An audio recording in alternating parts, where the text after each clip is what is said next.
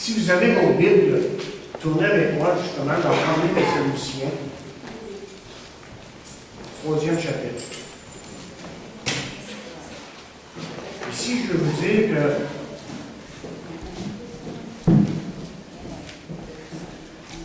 je dis humblement ça. Pas l'intention de vous donner du pardon. On va vous donner vraiment sur la parole de Dieu à saint. Vraiment, des fois, vous semblez qu'il y a des choses que vous ne comprenez pas. Faites-vous-en pas. Graduellement, au fur et à mesure que vous entendez la parole de Dieu, vous expliquez nos assemblées, vos études, vous allez comprendre de mieux en mieux. Il y a peut-être même des choses ici difficiles que je vais expliquer ce matin. Faites exprès pour vous emmener plus haut. Si je vous garde là, vous allez rester là. Et si vraiment vous voulez comprendre les choses de Dieu, on va prendre le temps de les expliquer et laisser Dieu travailler dans mon cœur pour qu'on puisse expliquer, pour comprendre plutôt sa parole. Alors, je tourne moi-même dans votre texte devant moi, dans 1er Thessaloniciens, 3e chapitre, et peut-être juste lire les 2 derniers versets. Ça va nous préoccuper beaucoup sur le temps. 1er Thessaloniciens 3, verset 12 dit que le Seigneur fasse croître et abonder l'amour que vous avez les uns pour les autres et pour tous, à l'exemple de celui que nous avons pour vous, afin qu'il affermisse vos cœurs pour qu'ils soient irréprochables dans la sainteté devant Dieu notre Père, lors de l'avènement de notre Seigneur Jésus, avec tous ses saints. Alors, on revient à notre thème, notre texte. Ça fait couple de semaines qu'on est sur sainteté et spiritualité, et authentique. Troisième message. Laissez-moi commencer par dire que non, un chrétien spirituel et authentique n'est pas nécessairement celui qui connaît beaucoup de versets dans sa Bible. Un chrétien spirituel et authentique n'est pas nécessairement celui qui connaît beaucoup de doctrines. Bien que tout ça, ce que je viens de dire, c'est très important. Et ce n'est pas non plus un chrétien spirituel et authentique, une personne qui dit Jésus, Jésus, Jésus, Jésus, Jésus, à répétition, les mains dans les airs. Il n'y a rien contre les mains dans les airs, mais ce n'est pas parce qu'on répète des paroles très souvent qu'on est nécessairement spirituel.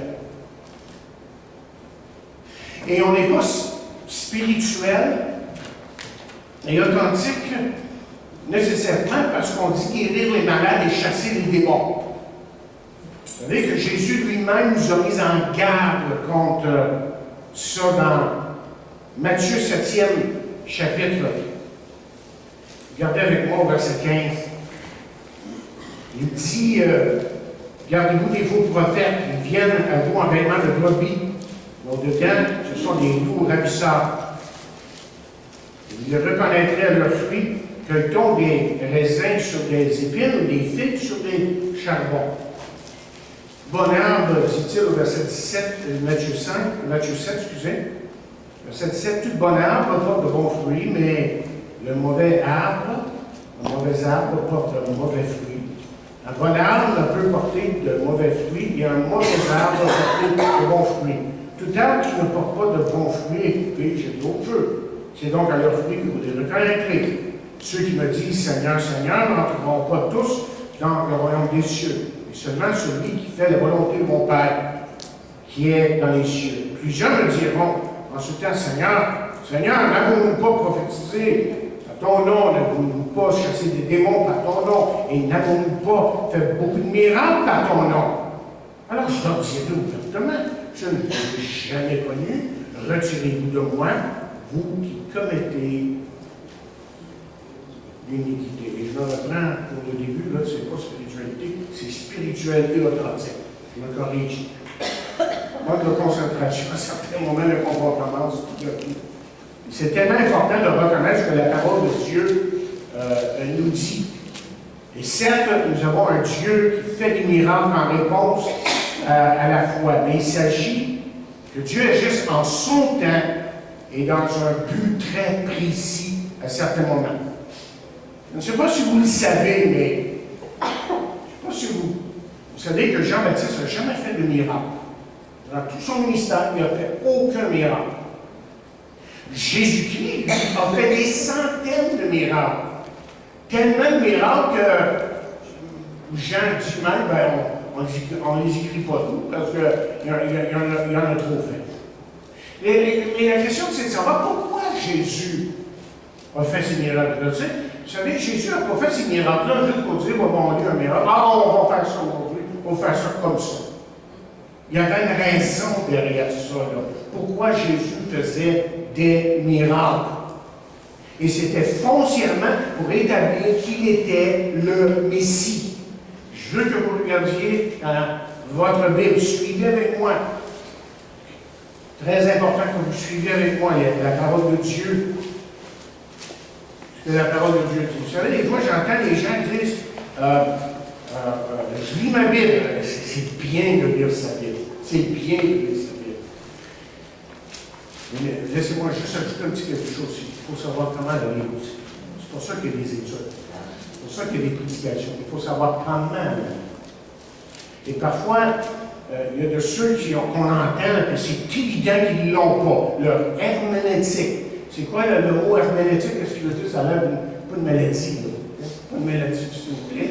Herméneutique veut tout simplement dire l'art d'interpréter les Écritures. Ça veut dire qu'il y a des lois qui régissent l'interprétation d'un texte.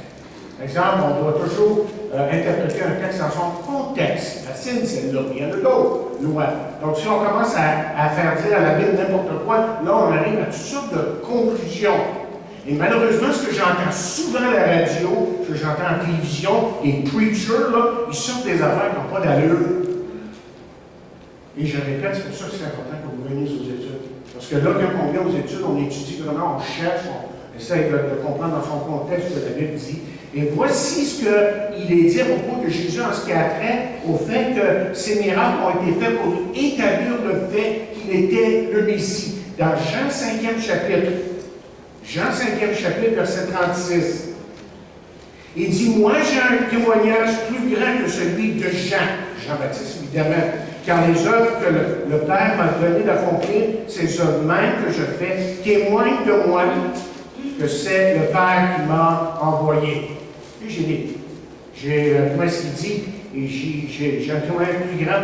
Qu'est-ce qui était plus grand? Il faisait des miracles. C'est ça. Et dans le chapitre 6, regardez plus loin, vous avez là l'incident de la multiplication des pains, et on lit là, lorsqu'il fut rassasié, il dit à ses disciples, ramassez les morceaux qui restent afin que rien ne se perde. Et ils les ramassèrent donc et remplirent 12 paniers avec les morceaux qui restèrent des 5 pains d'orge après que tous eurent mangé. Ces gens ayant vu le miracle. Écoutez bien ce qu'il dit ici. Ces gens ayant vu le miracle que Jésus avait fait disaient, celui-ci est vraiment le prophète qui doit venir dans le monde. Ils l'ont reconnu.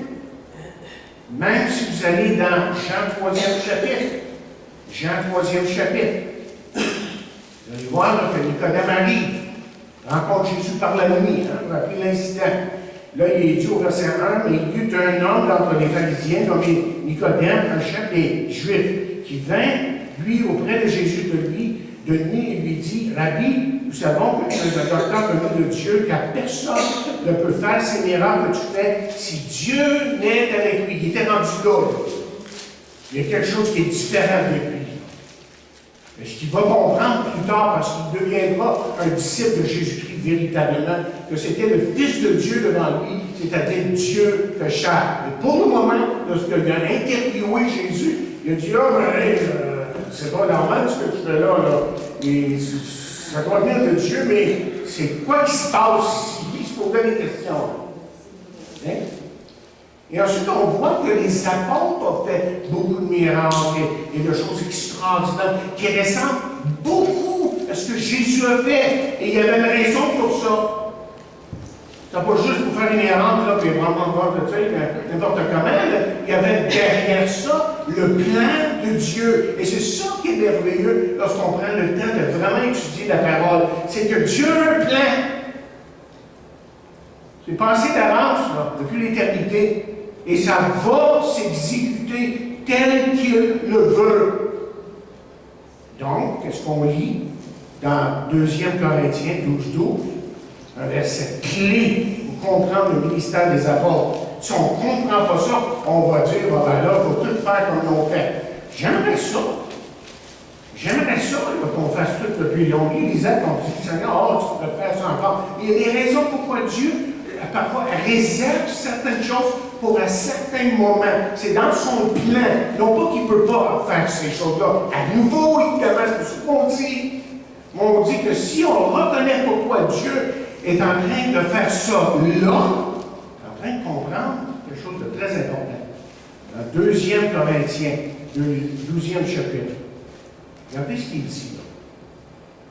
Il dit, les preuves de mon apostolat ont éclaté au milieu de vous par une patience à toute épreuve, par des signes, des prodiges et des miracles. Et la semence commence en disant les marques qui caractérisent mon apôtre, caractérise l'apôtre. Ça doit être ça, je l'ai mal écrit.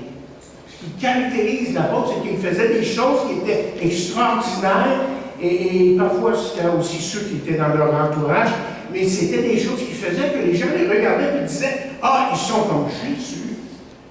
Ils sont comme Jésus. » Ce qui fait qu'il faut les écouter, prêter attention à ce qu'ils disent, parce que ce qu'ils donnent, on va voir dans quelques instants, c'est pas n'importe quoi. Là. À travers tout ça, ce que Dieu veut rendre manifeste, c'est que ces hommes-là vont nous donner la parole de Dieu. Pas n'importe qui va nous donner la parole de Dieu. Mes amis, Dieu guérit encore, il n'y a aucun doute. Mais j'ajoute ceci, puis vous n'entendez pas ça trop souvent, pas toujours. Pas toujours. Okay? Dieu a un plan pour vous, Dieu a un objectif pour vous, et parfois ça passe par les épreuves, ça peut même passer par la maladie. On doit prier pour vos malades, aucun doute, mais c'est de faux. C'est faux de dire que chaque fois qu'on va prier pour vous, que vous allez être guéri. Ça, c'est des charlatans qui vendent ça, cette idée-là. Ça, c'est des charlatans. Puis la télévision est pleine de gens comme ça. Qui donnent un faux espoir. Puis, tiens, tournez avec moi dans Exode 4. Il y a tellement de choses à dire que je me limite. Je me laisse aller, on va ici, je te OK? Exode 4, verset 11. Okay? Et vous savez, vous comprendrez aujourd'hui, là, quand on commence à jouer dans le domaine du miracle, de possession des démons, ça attire du monde à pelleter. Mais moi, je ne crois pas que l'Église est appelée à fixer son attention sur ces choses-là. Non pas que Dieu ne peut pas faire ça. Mais l'Église est appelée à fixer son attention sur la croix. Amen. Tu prêches la croix et la croix change les gens. Amen. Délivre les gens. C'est ça le message de l'Église. Aujourd'hui. Et ça sera jusqu'au retour du Seigneur. Et ensuite, il y aura d'autres choses. Le Seigneur va établir son royaume. Le Seigneur va faire de grandes choses. Mais pour le moment, Dieu dit, prêche la croix. Rien d'autre. Et là, on se promène avec toutes sortes d'affaires, tu sais, là. Pas de miracle. Bon miracle, mais pas à pelleter comme ça. Monsieur, j'ai été dans des réunions comme ça. J'ai assisté à ça. Je me rappelle, j'avais 15 ans. J'étais un petit gars de 15 ans. Puis j'étais assis dans une grande croisade. Puis j'étais assis, puis je regardais, j'ai dit, je vais avoir des miracles. Waouh, j'ai 15 ans. Tu sais, moi, j'avais hâte de voir ce qui se passerait. Après 2 heures, j'étais bien déçu, très pauvre. On veut personne. Puis je ne dis pas que ça discrédite pas Dieu, cela. Le problème, pas Dieu. Le problème, c'est de comprendre sa parole. Et qu'est-ce que Dieu est en train de faire? Et j'ai vu des miracles dans ma vie, mais surtout j'ai vu des miracles dans ma vie. Oui, dans ma vie, dans le sens que j'ai vu d'autres vraiment connaître la puissance de Dieu d'une façon miraculeuse dans leur vie. Mais souvent, c'était des gens qui prétendait pas quoi que ce soit. Ils priaient, puis tout d'un coup, quelque chose de merveilleux arrivait dans leur vie, puis on disait, gloire à Dieu. Dieu a agi de cette façon-là. Tantôt, il va agir peut-être d'une autre façon. Mais regardez ce qu'on lit dans Exode 4, verset 11. Exode 4, verset 11, on dit, l'Éternel lui dit, qui a fait la bouche de l'homme? Hein, c'est Moïse ici qui se plaint à Seigneur, je ne veux pas parler facile, moi là, vraiment, tu vas envoyer parler au peuple, je ne suis pas capable de parler. Il dit, qui a fait la bouche de l'homme et qui rend muet ou sourd, voyant ou aveugle? N'est-ce pas moi, l'Éternel? N'est-ce pas moi, l'Éternel? Dieu a toujours ses raisons pour quelque chose. Alors, avançons maintenant, parce que je sais que je peux aller trop longtemps sur ce point-là.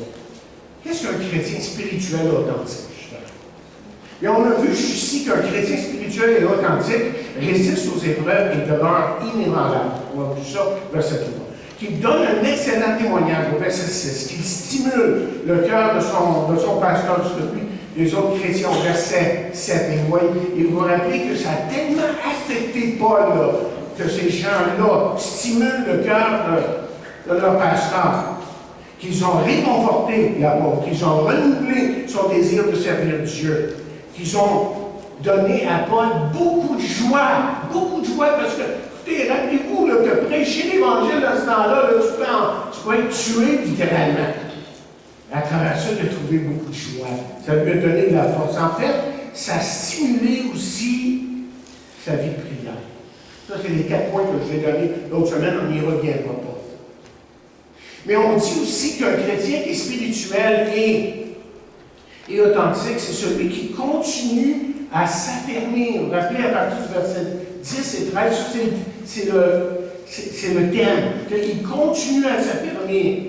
Et vous vous rappelez dans le texte, si on revenez avec moi juste pour être capable de suivre ce que je suis en train de dire.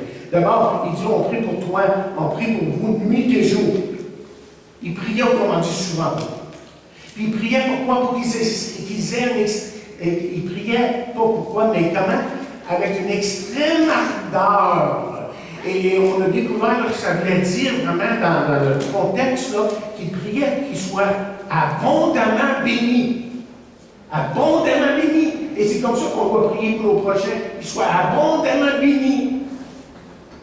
Et ensuite, toujours dans le même verset, là, il dit, avec une extrême ardeur, de nous permettre de vous voir et de compléter. Le mot compléter est important. Et essentiellement, il veut dire équiper, perfectionner.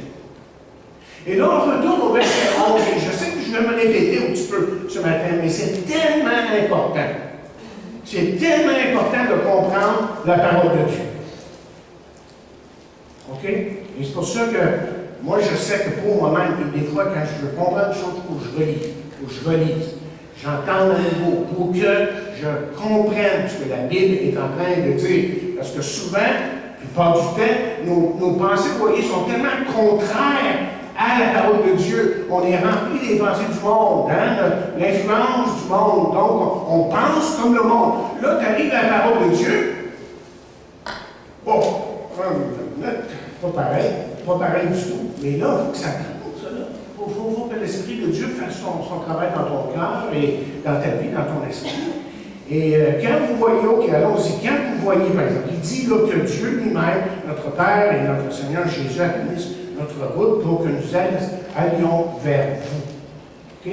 Là, il parle, vous vous rappelez ce que j'ai dit. Quand vous voyez dans un texte Père et Seigneur Jésus-Christ ensemble, ça veut dire égalité. Ils sont égales. OK? Ils sont égales. Et dans Jean 5, juste un verset, parce qu'on a beaucoup tardé l'autre semaine à ces versets-là. Donc, dans Jean 5, là, et au verset 26, il dit, car comme le Père l'a vie en lui-même, ainsi il a donné au Fils d'avoir la vie en lui-même. Ça veut dire, ils sont éternels. Ça, essentiellement, ce que le verset est en train de dire là, lui, là, il a la vie en lui-même, il a toujours existé, j'ai toujours existé. Et ensuite, on a vu dans notre texte, vous suivez avec moi, là, ce qui le suit, là, parce qu'on laisse le texte parler lui-même. Le mot Seigneur dans le grec est Kyrios. Vous savez très bien que le Nouveau Testament, ça n'a pas été écrit en français, hein? Ni en anglais. Le Nouveau Testament, c'est en grec au commencement. Puis, Puis l'Ancien Testament, c'était en hébreu, évidemment. Bon, le mot Seigneur, quand on voit le mot Seigneur, c'est le mot Kyrios, OK?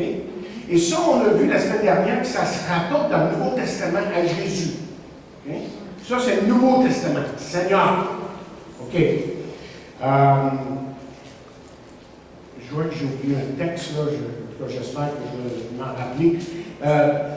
Mais quand on va dans l'Ancien Testament et qu'on trouve le mot Adonai, qui est le mot Seigneur aussi, que ça se rapporte au Père. Le Père est Seigneur, Jésus est Seigneur. C'est important, ça, là. OK? Je veux que vous tourniez avec moi dans le psaume 23. Le psaume 23. OK, le psaume 23, on l'a lu au début. Hein? Et vous allez me rappeler la version que je vous ai lue au début. Quand on lisait le psaume 23, j'ai lu une version qui est différente. Et là, on lit normalement dans nos traductions à nous, l'Éternel est mon berger, je ne manquerai de rien. Okay? On connaît bien cette terminologie-là. Seulement, le mot éternel, ce n'est pas le vrai nom de Dieu. Je vais vous le dire tout de suite, en passant. C'est ce qu'on appelle le tétragramme. Le tétragramme, c'est comme si vous preniez mon nom, Michel, vous enleviez les voyelles. Est-ce que vous pourriez le prononcer, mon nom? Oui, il n'y a pas de voyelles. Et le tétragramme, c'est Y-H-W-H, chose comme ça. Okay? Il n'y a pas de voyelles. Donc, qu'est-ce qui arrivait dans l'Ancien Testament? C'est que quand les Juifs lisaient les Écritures, pour lui, les Écritures, c'était tellement sacré que, et en plus, le nom de Dieu était tellement sacré que lui, quand il lisait la Bible, l'Éternel est mon passe à l'autre verset. Il ne voulait pas prononcer le mot de Dieu parce que son nom était trop saint. Mais là, nous autres, il faut dire quelque chose. Okay?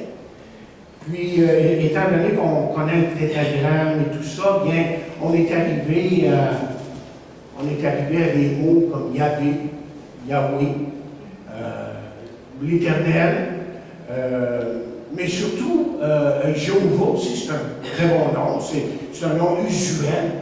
Dans les vieilles traductions, on voit Jéhovah, certains moments, très vieilles traductions, mais l'idée, c'est qu'il fallait mettre quelque chose. Vous et moi, on est en train de lire notre Bible et on va dire, et qu'est-ce qu'on a mis souvent? Dans une certaine version qu'on appelle la Septembre. La Septembre, c'est une version directe de l'Ancien Testament. En quelle langue l'Ancien Testament originalement? Hébreu. Vous me suivez l'ancien comme je suis, c'est important. Okay? Donc, la Septembre, c'était une version grecque. On avait traduit dans le grec. Et chaque fois qu'on arrivait au tétragramme, on mettait Seigneur. Seigneur. Seigneur. On a reconnu, autrement dit, que le Seigneur du Nouveau Testament était le Seigneur, évidemment, de l'Ancien Testament. Et tout ça pour dire que le Seigneur Dieu, c'est le même Seigneur, Jésus-Christ, que dans le Nouveau Testament. Il y a d'autres versets à vous donner ici, mais je veux que vous voyez un verset qui déclare explicitement que Jésus est Dieu. OK? Et c'est important ça parce que vous allez vous faire dire par toutes sortes, et c'est normalement les sectes, n'importe quelle secte, il y en a des douzaines, qui vont amoindrir. Vous reconnaissez une secte par le fait qu'ils amoindrissent la personne de Jésus. Jésus n'est pas ce qu'il a dit être. C'est impossible. C'est impossible. Et c'est comme ça qu'on reconnaît ça. C'est pour ça que je vous ai souvent dit dans le passé, quand vous écoutez quelqu'un parler de Jésus, écoutez bien ce qu'il dit. Et quand un prédicateur très connu aux États-Unis, que des milliers de gens dans son église, dit quelque chose comme, ben vous savez, Jésus, là, il ne pouvait pas être Dieu. Il a dit ça, vous pouvez le trouver dans Internet. Ben vous savez, Jésus ne pouvait pas être Dieu. Il avait soif. Il avait faim. Il était fatigué. Mais pas longtemps. Quand j'ai entendu ça, j'ai dit, voyons donc. C'est ça que Jésus qui est en train de nous donner là, un Jésus qui est impuissant. Mais littéralement, c'est ça qui est enseigné. Et les gens sont... Je m'excuse là, mais écoutez bien ce qu'on vous dit. Écoutez bien ce qu'on vous dit sur Jésus. Et normalement, ceux qui défient la parole de Dieu vont amoindrir Jésus-Christ. C'est ce qu'on fait tout le temps. Et ça a été à travers les siècles. Là. Le grand combat de l'Église, c'est où est-ce qu'on se situe avec Jésus? Il est-tu Dieu ou il n'est pas Dieu? Et s'il est Dieu, ça veut dire que je suis redevable. Et s'il est Dieu, c'est parce que je dois l'adorer. Et marcher avec lui. On ne veut pas ça, mais non. Pour certains, on voit Jésus comme étant fait avec lui. Mais écoutez, 1er Jean, là, j'ai décrit mon message. 1er Jean, 5e chapitre, verset 20. Il dit, nous savons aussi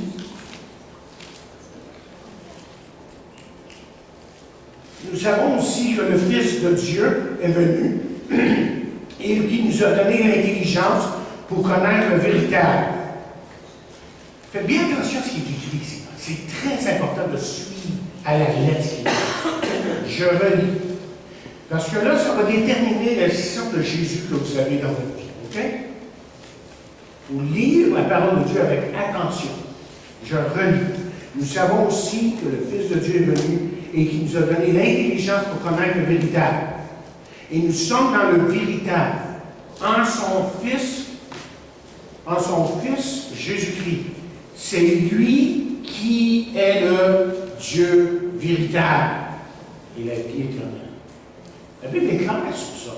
Et regardez, 10 versions, 10, 20, j'en ai une trentaine de plus chez nous, là, et ils disent toute la même chose. Il y en a une, évidemment, qu'on sait qui essaie de faire dire le contraire.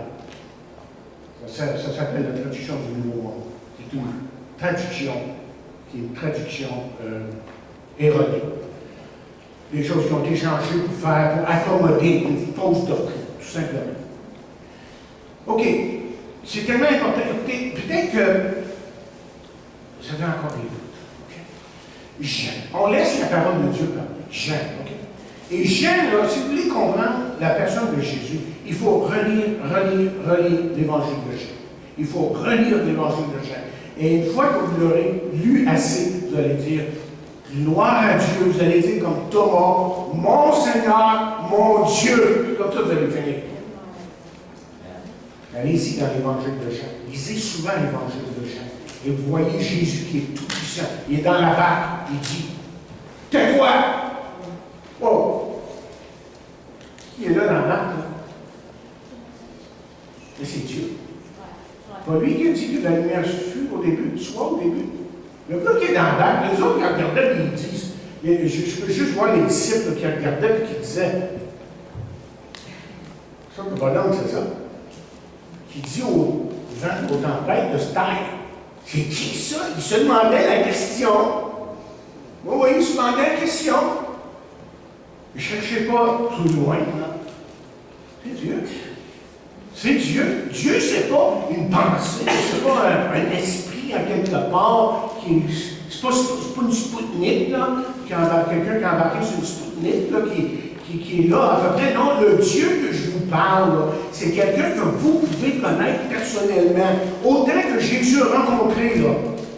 Okay? Autant que Jésus a rencontré les gens dans son temps lorsqu'il était dans un corps, et qu'il leur parlait, et qu'il les exhortait, qu'il faisait des miracles, et qu'il les bénissait. C'est ça qu'il veut faire dans votre vie aujourd'hui. Il veut vous bénir.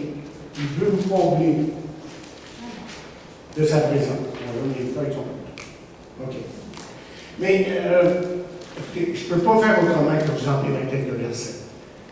Dans Jean, justement, 14. Jean 14. Là, je dois vous dire que je ne suis pas mon message pour vous. Normalement, je suis plus méthodique dans mon approche, mais là, il me semble qu'il y a des choses qui doivent être dites clairement et en bon québécois. OK? De toute façon, là, les gens comprennent peut-être un peu plus. Moi, je veux, autrement dire, arriver à vous dire des choses qui sont extrêmement profondes, mais vous le dites dans votre langage. Parce que souvent, les théologiens, quand j'ai lu, tu prends ton dictionnaire, qu'est-ce qu'il peut dire de ça? Là, tu prends ton dictionnaire en bas, là, tu cherches. De quoi tu parles? Tu cherches. Ah, là, c'est. Écoute, il y a pas pu le dire comme ça au début. Mais eux autres, c'est des grands mots. Mais pourtant, c'est tellement profond dans la parole, tellement bénissant, tellement exhortant, que plus on lit la parole, plus qu'on. Vous vous rappelez, Serge est venu l'autre semaine. On a chanté, c'est le sauveur de mon âme était ici. C'est un de mes anciens dans l'Église. Moi, j'ai fait la remarque à ma femme, mais je l'ai entendu, donc il faut juste le dire. Puis, c'est pas juste pour moi, ça. Il dit, on dirait que quand tu prêches, que tout est nouveau.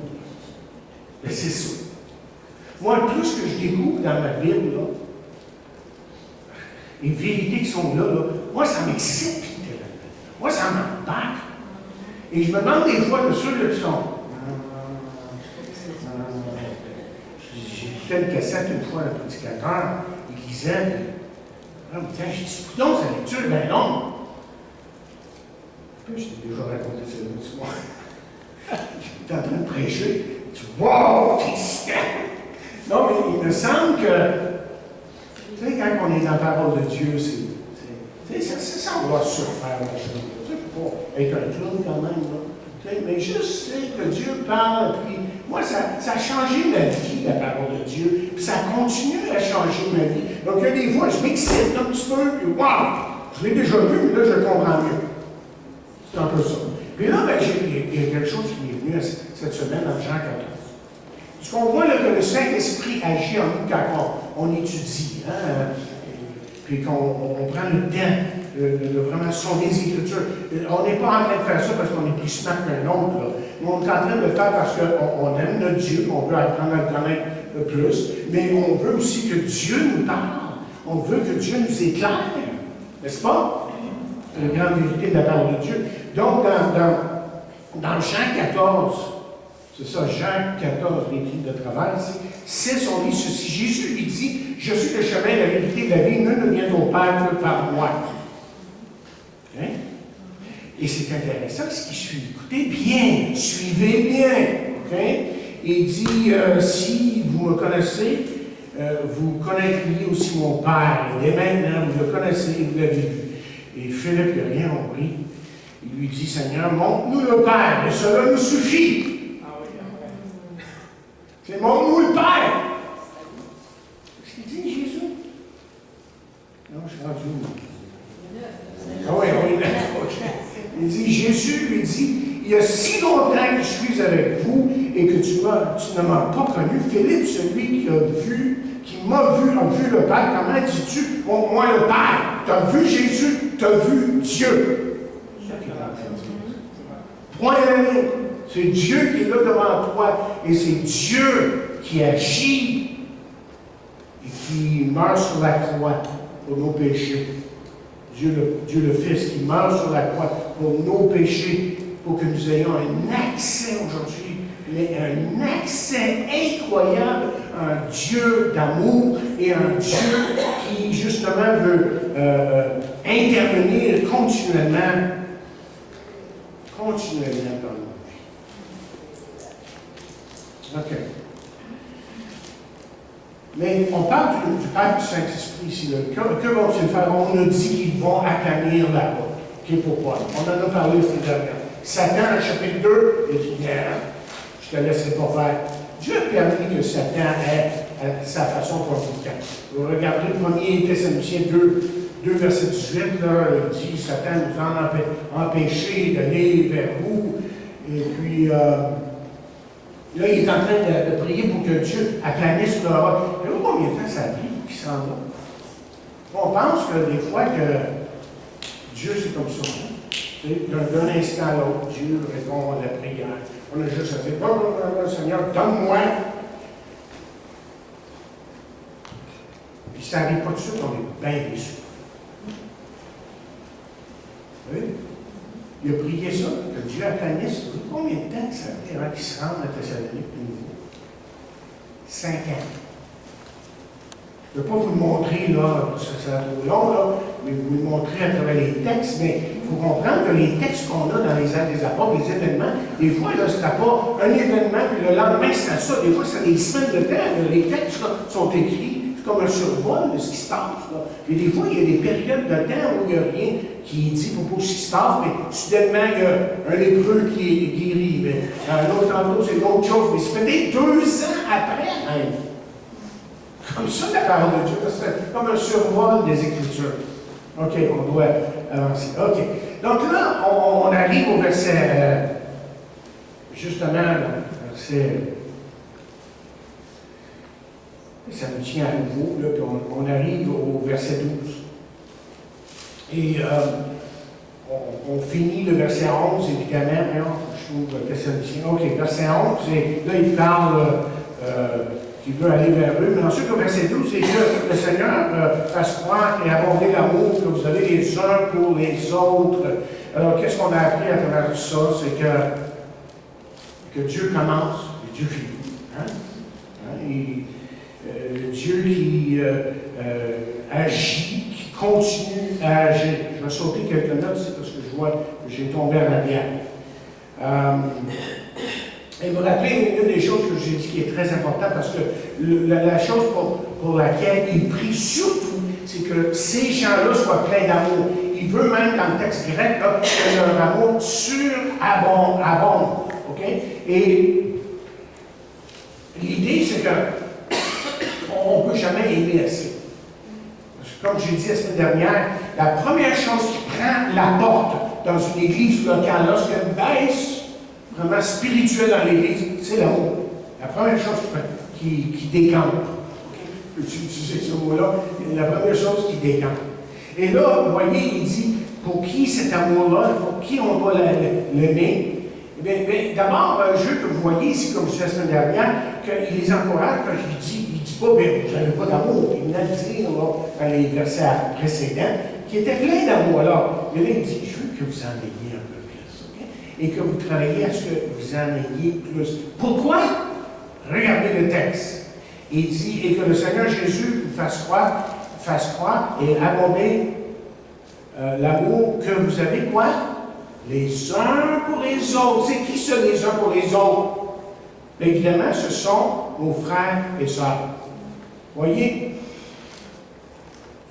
je l'ai écrit comme ça ici. J'ai même demandé à quelqu'un, j'ai téléphoné à quelqu'un, j'ai dit, c'est-tu un bon mot?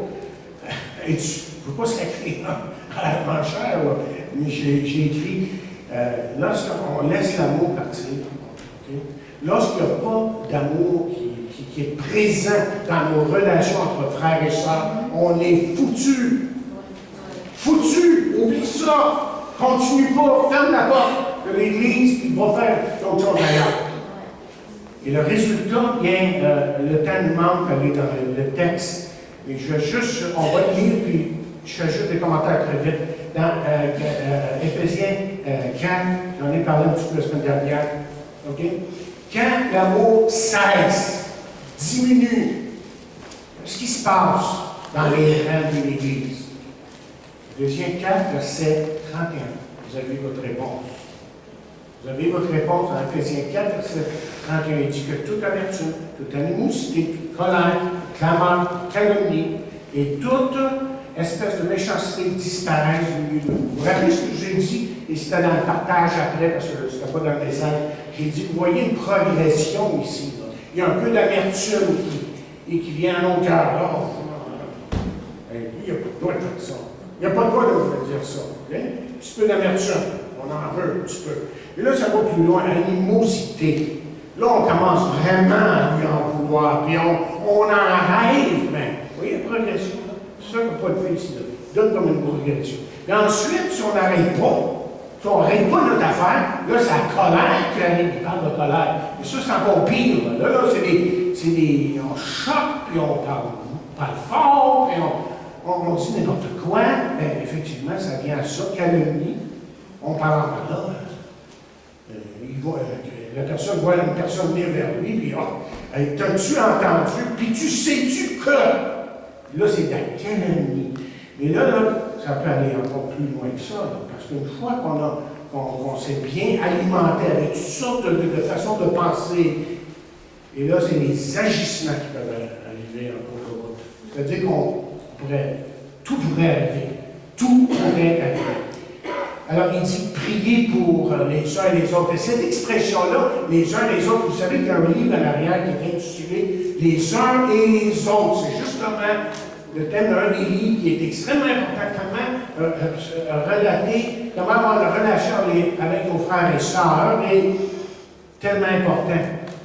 Les uns et les autres. Cette expression-là, je voulais dire, revient 30 fois dans le Nouveau Testament.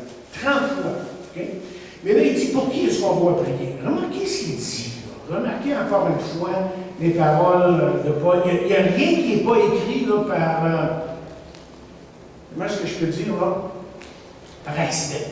Okay? Chaque parole, moi je trouve que c'est fascinant dans le sens-là de la parole de Dieu. Quand vous prenez le temps de vous asseoir, comme un. Je ne sais pas moi comment. Quelqu'un qui construit des meubles, un ébéniste. Hein? Il construit un meuble, il va prendre son temps, il réfléchit. Mais c'est ça la parole de Dieu. Là, on prend le temps de réfléchir, puis de dire Seigneur, aide-moi à comprendre. Puis là, on reçoit l'enseignement. Tout d'un coup, ce livre-là explose. Il explose dans notre. Je veux dire, dans la face. Dans notre face, littéralement. Et là, on dit, voir. Qu'est-ce qui se passe, là? Je ne suis en train de dire que c'est pareil. Et là, il dit que fasse croître l'amour que vous avez les uns les autres. Et pour qui? Pour tous. Je ne sais pas si vous le voyez venir, toi, ici. Je ne sais pas si vous le voyez venir, parce qu'il est en train de parler aux Thessaloniciens. Qu'est-ce qui se passe en Thessalonique, dans ce temps-là? Là? Mais si tu devenais chrétien, patate, tu pouvais être tué, littéralement. Et ça semblait, peut-être pas avec des guns, peut-être des fusils. On les envoyait au lion, on faisait toutes sortes de choses pour les exterminer. Évidemment, les chrétiens, on a même brûlé Rome et on les a blâmés à un moment donné. C'était eux qui avaient brûlé Rome. On voulait vraiment détruire les chrétiens. Mais bien ce qui arrive ici, là. Paul dit, votre amour abonde pour tous. Ah oui? Moi, prier pour mes frères et sœurs, aucun problème. Mais moi, en tant que Thessalonicien, tu es en train de me demander de prier pour celui qui veut tuer. Et savez-vous ce que Paul va répondre? C'est en plein ce que je veux te dire. C'est en plein ce que je veux te dire. Que tu dois prier pour tous. Quand il demande pour aller dans le texte, qu'est-ce que Jésus dit? Aimez vos ennemis. Hein? Aimez vos ennemis, ceux qui veulent vous persécuter, ceux qui vous rejettent. Et Dieu prouve son amour dans ce que lorsque nous étions encore des pécheurs, quoi? Christ est mort pour nous. Je disais hier justement au service, je disais, vous savez, le larron qui était sur la croix, c'est nous ça. C'est nous ça. Et Dieu a permis qu'il aille dans son paradis. On a besoin. OK? Mais peut-être que les chrétiens répondaient à Paul, c'est bien trop difficile. Ah, Paul, voyons. Donc, tu nous demandes quelque chose, là, qui est bien trop difficile. Tu me demandes de prier pour mon pire ennemi. Mais tu penses-tu, Paul, ce que tu es en train de me demander? Regardez sa réponse. Suivez sa logique ici. Okay? Il dit, à l'exemple de celui que nous avons au fond. Qu'est-ce qu'il est en train de dire? Il est en train de dire, faites-le pas tout seul. Faites-le pas tout seul. Vous n'êtes pas capable tout seul. Si vous essayez, autrement dit, de vivre la vie chrétienne tout seul, vous allez crever. Les uns les autres. On a besoin les uns les autres. Pourquoi est-ce qu'il y a une église locale comme celle-ci et beaucoup d'autres autour de nous? Parce qu'on a besoin les uns les autres. Ça nous fortifie. On entend la parole, on chante des chants. On entend l'expérience des autres. On dit, wow, Dieu est en train d'agir. Dieu fait des miracles. Dieu fait de grandes choses. Et on le remercie. Puis ça nous fortifie, ça. On a besoin les uns des autres. Alors, essayez pas de prier pour vos ennemis tout seul. Mais prenez quelqu'un que vous connaissez bien, qui prie et qui est capable de dire, je vais être avec toi. On va prier régulièrement pour cette situation. En plus, notre témoignage, hein, notre témoignage, la manière qu'on vit, la manière qu'on aime, la manière qu'on agit, et savez-vous que les gens qui sont autour de nous, là, c'est la seule Bible qu'ils ont. Ils lisent pas la Bible, ils sont là, ils sont. Voilà, un livre rempli de poésie, puis d'histoire. Voilà. Et puis, on en parle, mais votre vie parle. Votre vie parle. Et c'est souvent la seule Bible qu'ils sont allés. C'est vous. C'est tellement important qu'on soit ce qu'on devrait être. OK, il parle d'affermir, là. On a vu que ça voulait dire solidifier, être ferme, ébranlable. Laissez-moi juste quelques minutes avant que je termine. OK, je veux finir vraiment. Mais il dit qu'il affermisse, comment est-ce qu'il dit ici? Qu'il affermisse vos cœurs pour qu'ils soient irréprochables dans la sainteté devant Dieu notre Père. Écoutez, tantôt, au début du chapitre, il dit que Timothée les a affermis. Vous vous rappelez, il a dit ça? Il n'est pas allé, comme j'ai dit il y a quelques semaines, comme un inspecteur voir je me demande s'ils font tout correct quand ils sont là. Ils sont corrects, là? Non, il est allé les affermir, les encourager, les solidifier. Est-ce qu'il y a une contradiction ici? Mais si vous lisez l'article de Liliane, vous allez voir qu'elle parle de collaborateurs. Je pense que c'est le mot qu'elle utilise dans son texte. Hein? Collaborateurs, des gens qui collaborent ensemble.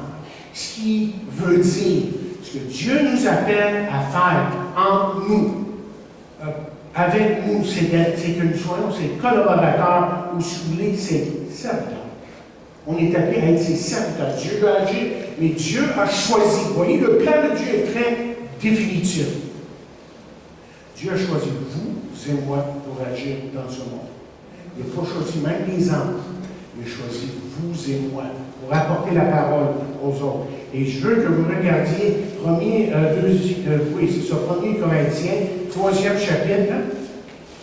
1 Corinthiens, 3e chapitre. Vous allez voir la notion ici que j'essaie de vous partager. Il dit qu'est-ce que donc, au verset 5 du chapitre 3, qu'est-ce que donc Apollos et qu'est-ce que Paul, les serviteurs par le moyen desquels vous avez cru selon que le Seigneur l'a donné à chacun. J'ai planté, Apollos l'a arrosé, mais Dieu fait croire, en sorte que ce n'est pas celui qui plante qui est quelque chose, ni celui qui arrose, mais c'est Dieu qui fait croire.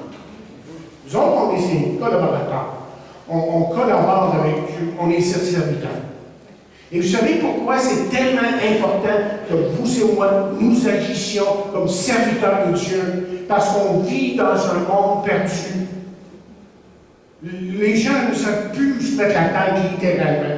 Et ce que je vois de plus en plus, ce sont des gens, là, même dans l'Église, évidemment, qui sont ébranlés par nos épreuves, qui sont emportés par les fausses doctrines, parce que les sentiments qui dominent et non pas la raison des gens. Il faut vraiment réfléchir un petit peu des fois.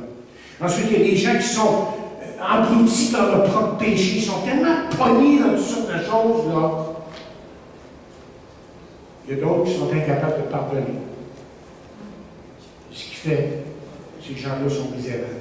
Et pourtant, nous, ce que nous avons à donner aux gens est tellement merveilleux. La chose qu'on peut dire, c'est qu'on a Jésus-Christ qui est merveilleux, qui est sauveur, qui est Seigneur, qui est rédempteur. Et je pensais à ça hier, justement, quand après j'ai fini mon message là-bas, j'ai dit, j'ai perçu à travers cette foule-là des gens qui avaient besoin de rédemption, d'être rachetés, des gens qui avaient besoin d'être délivrés.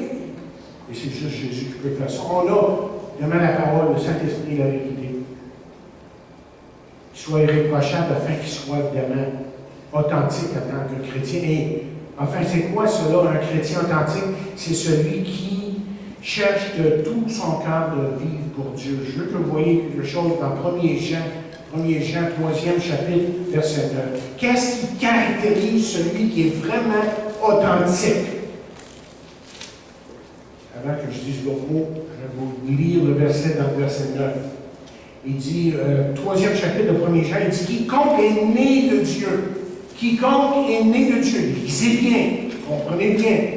Quiconque est né de Dieu ne pratique pas le péché, parce que la semence de Dieu demeure en lui. Et il ne peut pécher parce qu'il est, et ça revient, né de Dieu. De quoi est-ce qu'il parle? Il parle de la nouvelle naissance. Quand la nouvelle naissance, quand Dieu vient dans ta vie, tu es un être transformé. C'est indéniable. Si ça, c'est pas vrai, c'est que c'est pas niveau.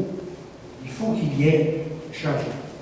Alors, je termine en disant ceci. Qu'est-ce qu'un chrétien spirituel et authentique?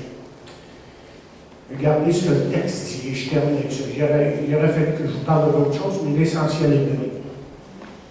Okay? Qu'est-ce que c'est, en terminant, là, un chrétien spirituel et authentique? Regardez votre texte. Vous avez votre réponse. Il dit qu'il a fermé son cœur pour qu'il soit irréprochable dans la sainteté devant Dieu, notre Père. On est saints, mais il faut marcher dans la sainteté.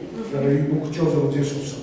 Mais il dit, lors de l'avènement de notre Seigneur Jésus, avec tous ces signes, il y a deux choses qu'il est en train de dire. Il est en train de dire que celui qui est spirituel, celui qui est authentique, attend le retour de Jésus. Il attend le retour de Jésus. Il sait que Jésus revient bientôt. Mais il y a autre chose ici.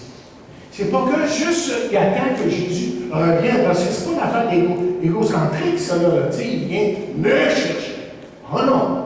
Regardez le texte, là. Il dit, lors de l'avènement de notre Seigneur Jésus, avec qui? Tous ses saints. Wow! Vous savez ce qu'il est en train de dire là?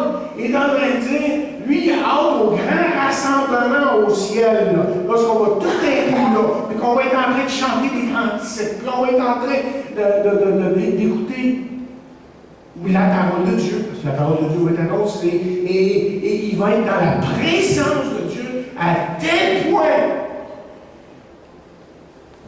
qu'il va comprendre que là, il est là en permanence. Il est vraiment là en permanence. Donc, le chrétien spirituel et authentique est celui qui en a fini avec les choses de ce monde et qui écoute et qui entend. Et qu'est-ce qu'il écoute et qu'est-ce qu'il entend? Écoutez ce que la parole dit. Et l'esprit et l'épouse disent, viens. Et que celui qui entend dise, viens. Et que celui qui a soif vienne. Que celui qui veut prenne de l'eau de la vie gratuitement. Celui qui atteste ces choses-ci, oui, je viens bientôt. Et le texte termine en disant, viens, Seigneur Jésus. Je l'attends. J'ai hâte, parce que ça va être tellement merveilleux. J'espère que vous l'attendez aussi. Et que vous allez vous approcher de lui ce matin.